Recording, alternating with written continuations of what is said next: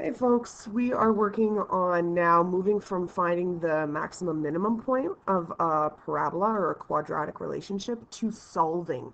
Now remember, when you've got the word solve, it's trying to find the values for x. Okay, we want to find what is x. So if questions are asking you to find the optimal value or to find the maximum or the minimum, you need to complete the square. You need to find the zeros, find the axis of symmetry, plug that in, and find the value of the vertex. You need to state what the vertex is from the equation. So that was what we worked on last week. Now we're going into solving. So it's actually ways to find values of x. First way we can do that. No, that's a little premature, Megan. Okay, solving quadratic equations. There are three situations that you're going to get when you're solving a quadratic equation.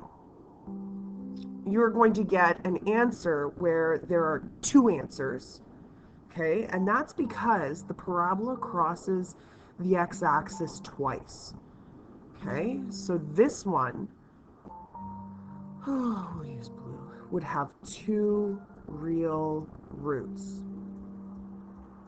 You can also have a situation where the parabola, where the vertex is the only thing touching the x-axis. If you have this situation, you have one real root. Or you could have a situation where it's like a floating parabola. So it's either up or it's down and it's sad and it's not crossing the x-axis. So there are no real roots here. And if we were the old school grade 11s, we would learn what real means, but your new curriculum as of 2000. Okay. Solving quadratic equations means finding the zeros. I already said that. Zeros are roots, are x-intercepts. All of the ways that we can ask you to find the exact same thing are to get rid of this because I wanted it in red. So, if a question is asking you to solve, what are the roots? What are the zeros? What are the solutions?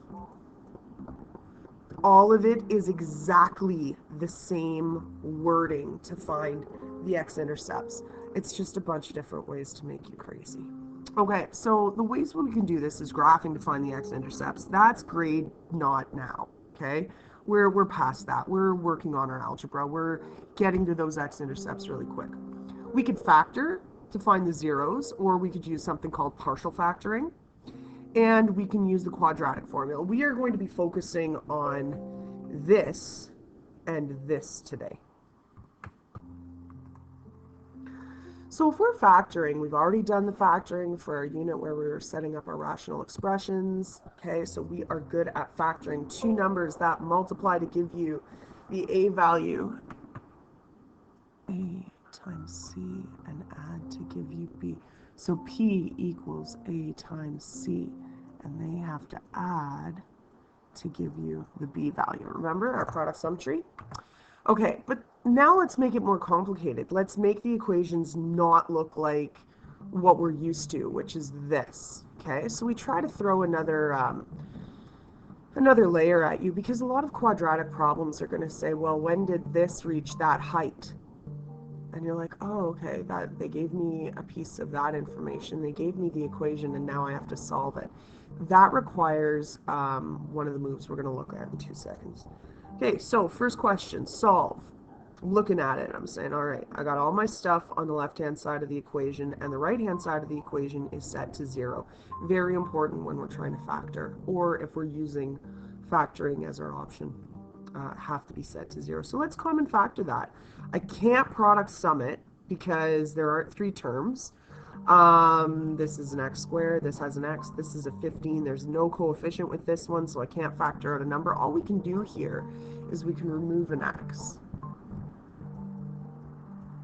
Now, notice I'm not putting my equal sign on this side because this is actually an equation, and we're going to say, yeah, that's set to 0.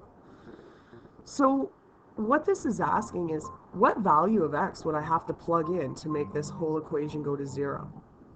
Okay, we've We've done this. You're good at this. It just looks different. We are going to force a bracket to exist right here. Okay. There's my bracket. And here's my other stuff. So I took this x and I put it inside its own bracket, and then I'm writing the x plus 15. And the reason I'm doing this is because when you see this forced bracket, then you're like, oh, okay, the value of x that would make this go to 0 is 0. The value of x that would make this go to 0 is negative 15. Okay, we do the opposite of what's in the brackets. And the reason is, if we were to let x plus 0 equals 0, isolate for x, x is 0. That's like ridiculous math. Let's make this one equal 0. Let x plus 15, I want that to go to 0. X is negative 15 because we would just subtract 15 to both sides. So this is the math behind why we can just look at them and say, oh, it's the opposite. Okay, it's because this is the math that happened to get those answers. But once you understand this, you just look at them. You're like, oh, 0, negative 15. Moving on with my life. Okay, so let's look at this one. No, solve. Give a proper answer. Therefore, solutions at 0, 0, and 15. No, negative 15, sorry, at 0. Okay, because they're saying, what is the x value that you'd have to be to go to 0? And then this is a 0 value of the y value because we're trying to go to 0.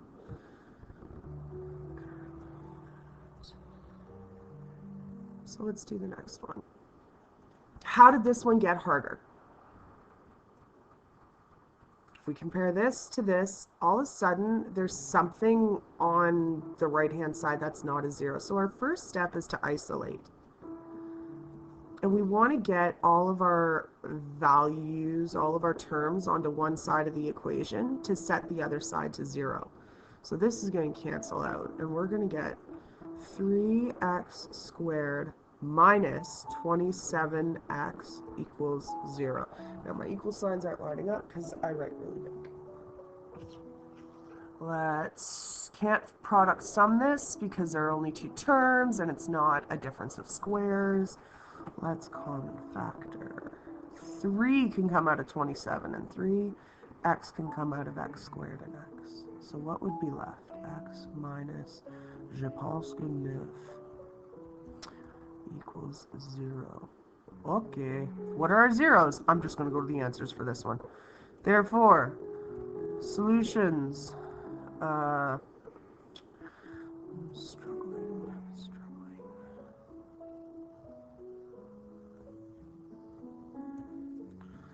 Solutions at 0, 0. That would be this one.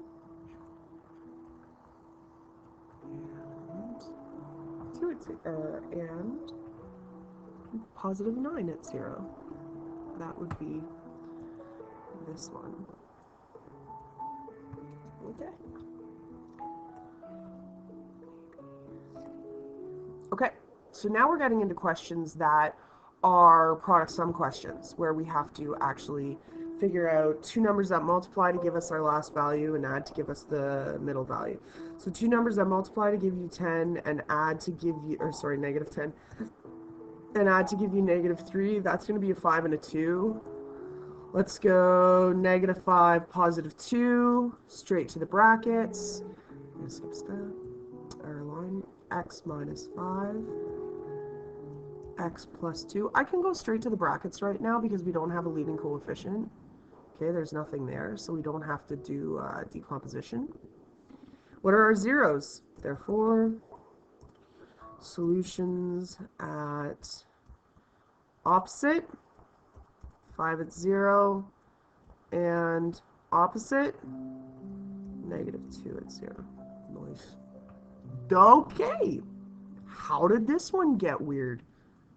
That one's a bit different. This is a question that's like, there's ball that's being kicked up into the air, and it goes up and it goes down. Well, it doesn't, because this should be a negative leading coefficient if that was it, but that's besides the point. ball goes up, goes down, and we want to know when did it reach a height of 36. So if you had a word problem like this, you would have plugged 36 in as the main height because this equation gives you the height. So they're like, but we know it's happening at 36. Find out when that happens. So you end up with an equation that looks like this. Our first step with these problems is to isolate, just like we did on the other page, is to isolate and set one side equal to 0. So we got x squared minus 6x. Nothing's going to happen there. And then because I'm a really good student, I always use my calculator. Or because I struggle with mental math, even though I'm a math teacher. Okay, negative 27. Product sum, two numbers that multiply to give you 27. Let's go 3 and 9. They were with the other question. We just had a question with 3 and 9. That was on the other page. 3 and 9. 3 and 9 could get us to 6. Ugh. But they can't get us to negative 6 if it's a negative 27. What the?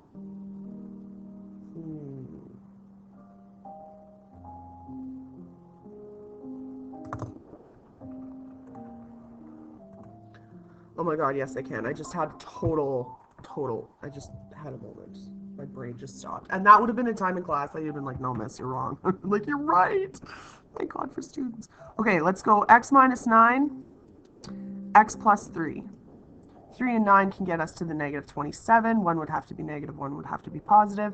If the bigger one's negative, we'd have a negative left over. There we go.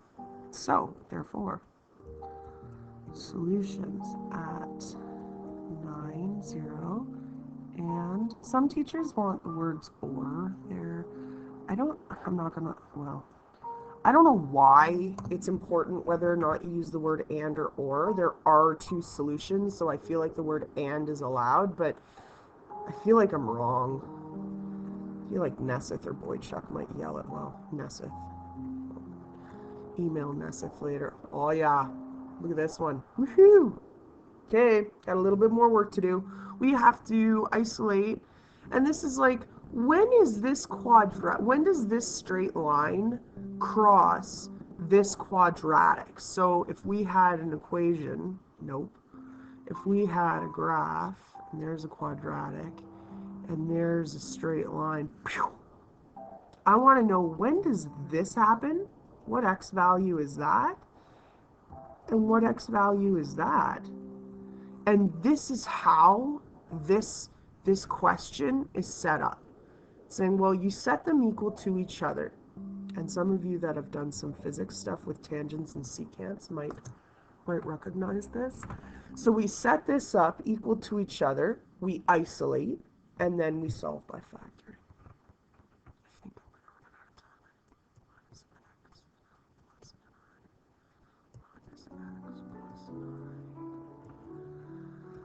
4x squared negative 12x plus 9 equals 0. Product sum, we are going to have to decompose this. So product, 4 times 9, 36. Break it up into two numbers at negative 12. Negative 12. What about 4 times 9? 9, 10, 11, 12. No, that's not 12. What about, oh my god, negative 6 and negative 6? Negative 6 and negative 6 would give you, to give you a negative 12, and they would multiply to give you a 36. Let's do negative 6, negative 6. Yeah, that works. Decompose. 4x squared minus 6x minus 6x plus 9 equals 0. Factor by grouping. Oh, I used pink. But it does the trick. 2x comes out of there, and I'm left with the 2x minus 3. Can cheat a little bit. Should create a 2x minus 3 bracket here. Let's take a negative 3 out of there. Okay. Ooh, this is a perfect square. 2x minus 3. 2x minus 3 equals 0. Okay, So with questions like this, unlike the ones before where I was like, what's the 0? This one's where you have to do, now we only have to do it once because the brackets are identical, but you're going to say let 2x minus 3 go to 0. 2x is 3, x equals 3 over 2. This is no different than stating your restrictions, folks. This is exactly the same concept as stating the restrictions. Therefore, one solution at 3 over 2, 0.